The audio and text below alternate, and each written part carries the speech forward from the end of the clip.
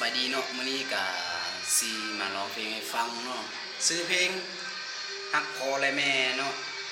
ซึ่งเป็นบทเพลงแต่งขึ้นเองเนาะผู้ใดฮักพ่อกับแม่ก็ขอซื้อรับฟังรับชมเลยเนาะ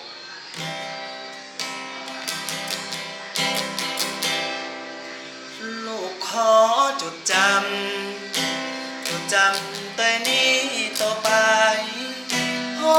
แม่เคยสอนลูกให้ลูกเอาใจใส่พ่อแม่เฮาลูกอยู่ห่างไกลแต่ใจบ่ลืมเด้อเจ้ายังจำพ่อแม่เคยเว้าหักพ่อแม่เฮาตลอดเวลา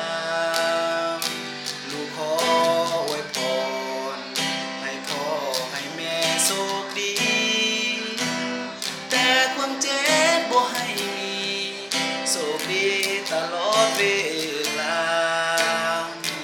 ลูกหวังเป็นใหญ่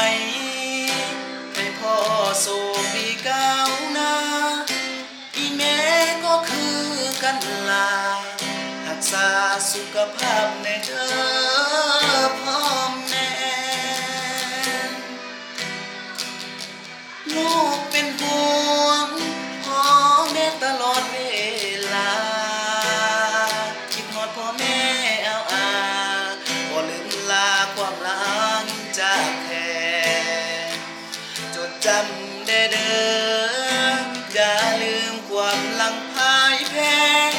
อย่าลืมบุญคุณพ่อแม่หากแท้ก็คือพ่อแม่ลูกเป็นห่วงพ่อแม่ตลอดเวลาคิดฮอดพ่อแม่เอาบ่ลืมลาความรักจากแท้จดจำได้เด้ออย่าลืมความหลังพ่ายแพ้อย่าลืมบุญคุณพ่อแม่เลี้ยงเฮาจนใหญ่มา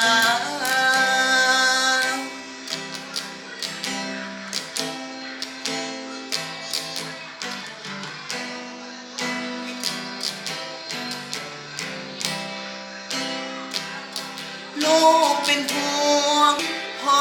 แม่ตลอดเวลาคิดฮอดพ่อแม่เอาบ่ลืมลาความรักจากแท้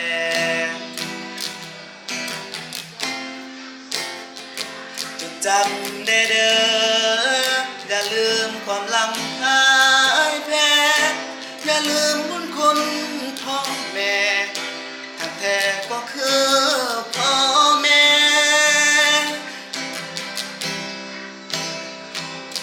ลูกเป็นห่วงพ่อแม่ตลอดเวลาทอดพ่อแม่เอาบ่ลืมลาความรักจากแท้จดจำได้เด้ออย่าลืมความหลังพ่ายแพ้อย่าลืมบุญคุณพ่อแม่เลี้ยงเฮาจนใหญ่มาอย่าลืมบุญคุณพ่อแม่เลี้ยงเฮาจนได้แต่งเพล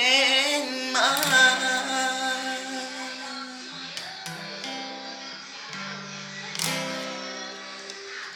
จบแล้ว